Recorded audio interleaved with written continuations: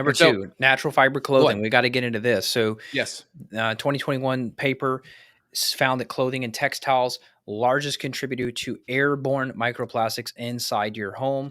Hmm. Microplastics are lodging obviously in the lung tissue. These researchers found it in every organ of the body that is creating neurological damage. So it's getting into the lungs, getting in across the blood brain barrier, getting into your brain. If you are letting your kids sleep in polyester clothing, which could also, by the way, have added flame retardants, get rid of that. Burt's Bees has done an amazing job. Carter's, even some of these like Yep. baby toddler brands now have a lot of organic materials for their sleep sacks, their baby blankets, their baby socks, baby onesies. Like, you got to clean this stuff up.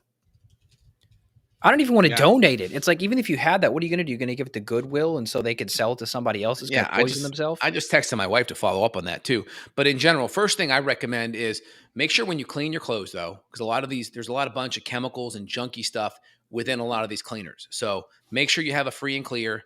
I use a wash soda, which is a baking soda. Baking soda has absorbent or absorbent qualities where it can pull stuff out almost like a poultice.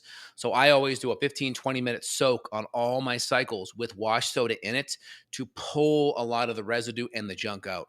The more you can pull it out, the less chance that when you wear it, you're going to be able to absorb it back. So do a soak to get as much of that junk out of there.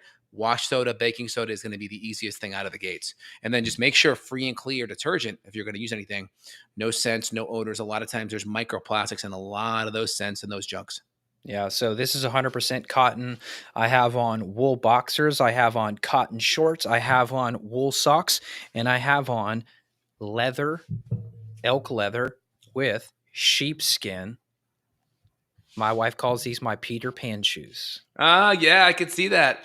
I'm not gonna lie, man. I like the some that have a little bit of spandex or elastin, just because I like to have a little bit of stretch in my clothes. Yeah. But again, like I spoke to Kalish one time because Kalish, at the time he was married to someone who was like had a Gap, right? And so like big Levi Strauss Gap brand, and he told me he's like all the clothes they are drenched in formaldehyde to preserve the color Yeah. and to prevent like like this from degrading so they can be on a shelf and look well, right? So very important. Like never, if you get clothes, never just put them on right when you wear it and just wear it. Like there's so much junk in it. So I always recommend if you wash your clothes, put them on a major soak cycle, get all the formaldehyde, all the junk out of it before you start wearing it.